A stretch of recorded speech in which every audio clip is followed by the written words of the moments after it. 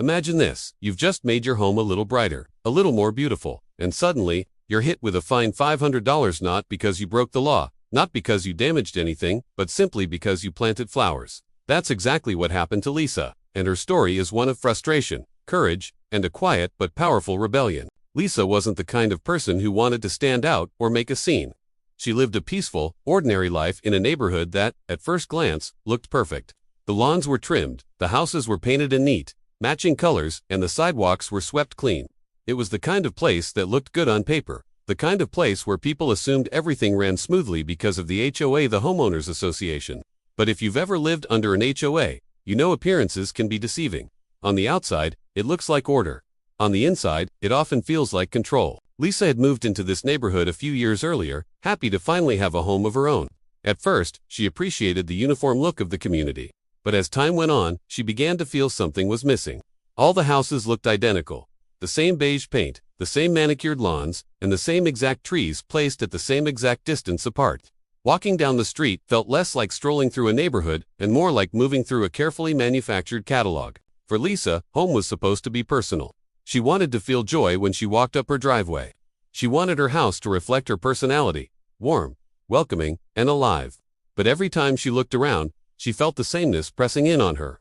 One spring morning, as she sipped her coffee by the window, Lisa saw her neighbor's little daughter walking by, holding a bright red flower she must have picked from somewhere else.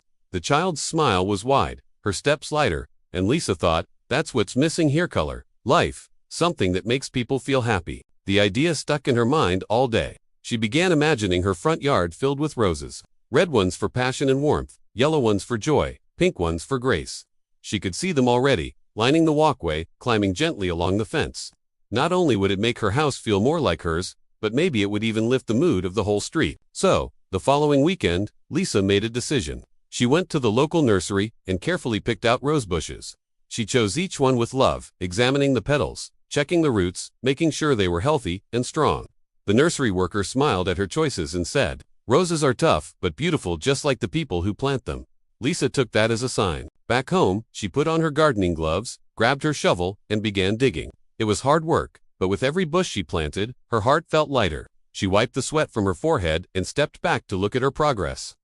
For the first time in a long time, her house didn't just look like a structure, it looked like her home. As she worked, a few neighbors passed by. One older woman paused, smiled, and said, "Your roses are beautiful, Lisa. They make the street look happier."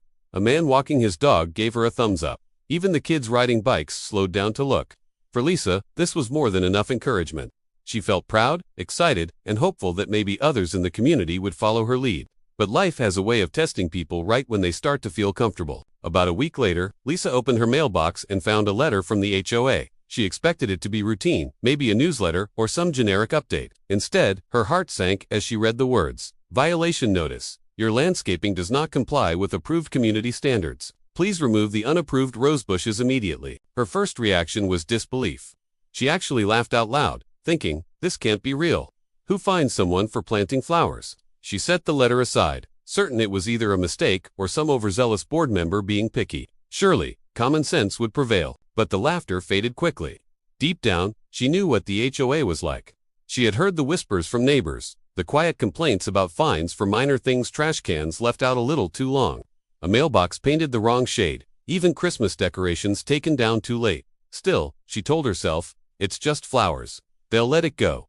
Days passed, and Lisa watered her roses, watching them bloom more beautifully each morning. The bright colors filled her with joy. But she couldn't shake the thought of that letter. And then, the second notice came. This time, it wasn't just a warning. It was a fine $500 with a threat that the amount would increase if she didn't remove the roses immediately. Lisa stared at the paper, her hands trembling.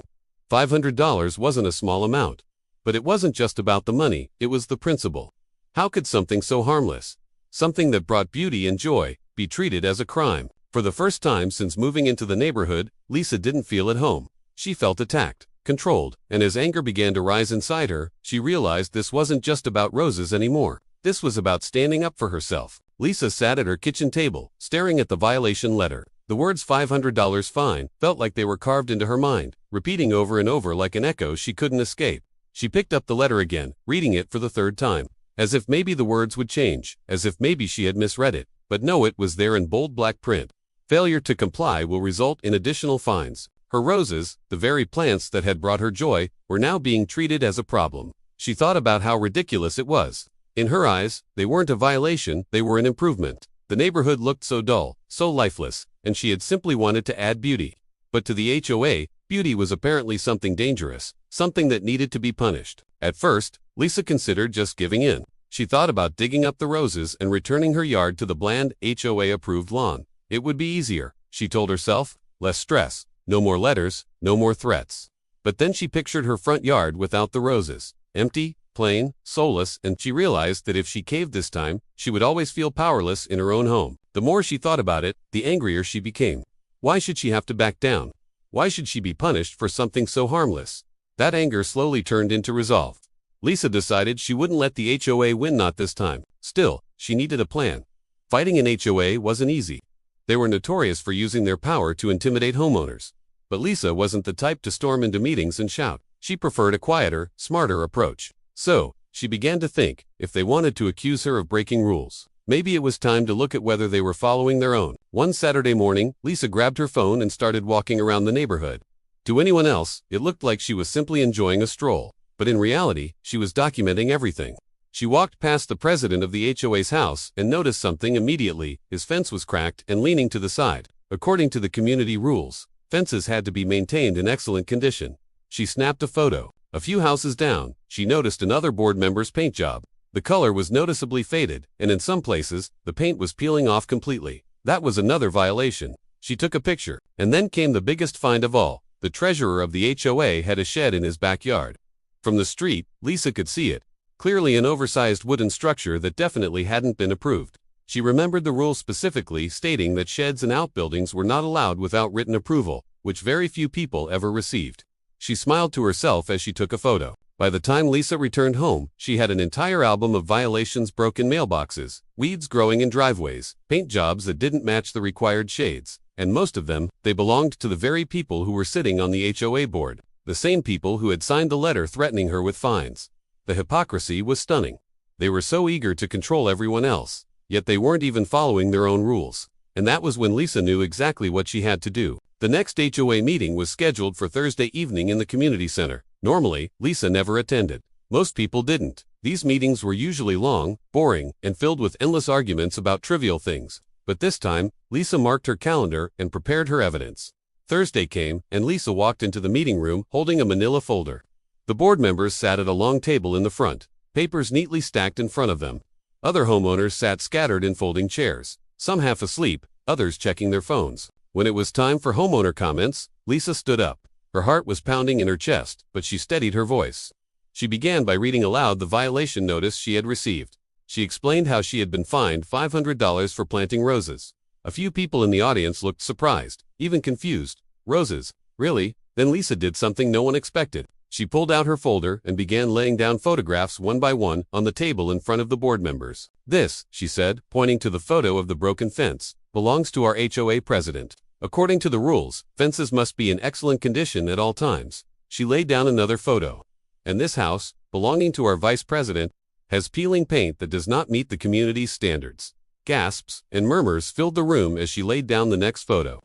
"And here," she said, holding it up high so everyone could see, "is the shed in the treasurer's backyard.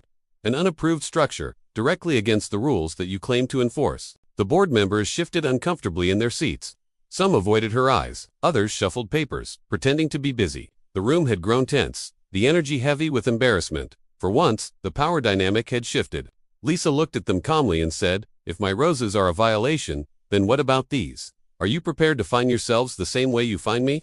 The silence that followed was deafening. No one on the board spoke. No one defended themselves.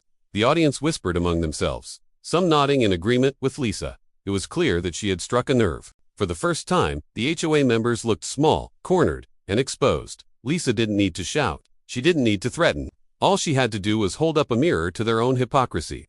And in that moment, she realized something powerful. Sometimes, the best way to fight unfair rules isn't with anger, it's with the truth. The silence in the HOA meeting hung heavy in the air. Lisa could feel every eye in the room on her. For a brief moment, she wondered if she had gone too far, if pointing out the board's violations would backfire. After all, they were the ones with the power to send out fines, to issue threats, to make her life miserable. But then, she noticed something unexpected. A woman, sitting in the back row, nodded at her. A man leaned forward, whispering, "She's right." Slowly, one by one, neighbors began murmuring in agreement. Lisa realized she wasn't standing alone anymore. The HOA president cleared his throat, clearly flustered. He shuffled his papers and muttered something about addressing the concerns later, but his voice lacked authority. His usual confidence had been replaced with visible discomfort. The treasurer avoided eye contact entirely, staring down at the table as if the wood grain was suddenly fascinating. Lisa didn't push further. She didn't need to. She had already done enough. She calmly gathered her folder, turned to the crowd, and simply said, "All I want is fairness. If roses are a violation, then every rule should apply equally. If the rules only exist to control some people and not others, then they mean nothing." With that, she walked back to her seat. The rest of the meeting dragged on as the board stumbled through the agenda, but the mood in the room had shifted. For once, the homeowners were watching the board with suspicion instead of blind obedience. Lisa could sense that something had cracked. When she got home that night, she half expected another letter waiting in her mailbox. Maybe another fine, or worse, some kind of retaliation. But the mailbox was empty, and for the first time in weeks, she slept peacefully. The following days were quiet. Lisa watered her roses every morning, half expecting to see another envelope tucked against her door, but none came. Instead, she started to notice changes in the neighborhood. The HOA president's fence, which had been leaning and broken for months, was suddenly being repaired. Fresh paint was going up on the vice president's house, and the treasurer's shed. It vanished almost overnight, dismantled piece by piece until the backyard looked empty again. Lisa smiled as she watched the changes unfold. It was as if the board members, embarrassed by being called out, had decided to quietly fix their own violations before daring to come after anyone else again. And then, a week later, it happened. She received another letter from the HOA, but this one was different. It wasn't a violation notice. It wasn't a fine. It was short, vague, and almost awkward in tone. It simply stated, "Upon review, your landscaping has been deemed acceptable. No further action required." Lisa laughed when she read it. She could practically hear the embarrassment behind those words. The board hadn't apologized. Of course that would have required humility. But they had backed down. They had dropped the fines, and most importantly, her roses were safe. For Lisa, this was more than just a small victory. It was a reminder that sometimes the only way to stop unfair treatment is to shine a light on it. She hadn't screamed. She hadn't begged. She had simply pointed out the truth, and that truth had been powerful enough to silence the people who thought they held all the power. Neighbors began approaching her more often after that. Some stopped by to compliment her roses. Others to quietly share their own frustrations with the HOA. One man admitted he'd been fined for leaving his trash bin out a few hours too long. Another woman said she had been threatened for planting a tree without prior approval. Everyone had their story, but no one had dared to challenge the board until now. Lisa's courage had given others permission to speak up. The board, sensing the shift, became noticeably quieter in their enforcement. The endless stream of petty fines slowed down. The letters became less aggressive. It was as if Lisa's stand had reminded them that they weren't rulers, they were supposed to be representatives. One evening, as Lisa sat on her porch, sipping tea, she looked at her roses swaying gently in the breeze. The colors glowed under the golden light of sunset red, pink, yellow, each bloom more vibrant than the last. She thought about how close she had come to tearing them out, to giving in, to losing this simple joy because of pressure and intimidation. And she thought about something else, too. How many other people had given up their small joys because of unfair rules? How many had backed down because they felt powerless against an HOA that was supposed to protect the community, not control it? Lisa's fight wasn't about flowers anymore. It was about something much bigger, the right to feel at home in your own home. As she watched a neighbor stop to admire the roses, Lisa smiled. She had won not with anger, not with force, but with courage, persistence, and truth.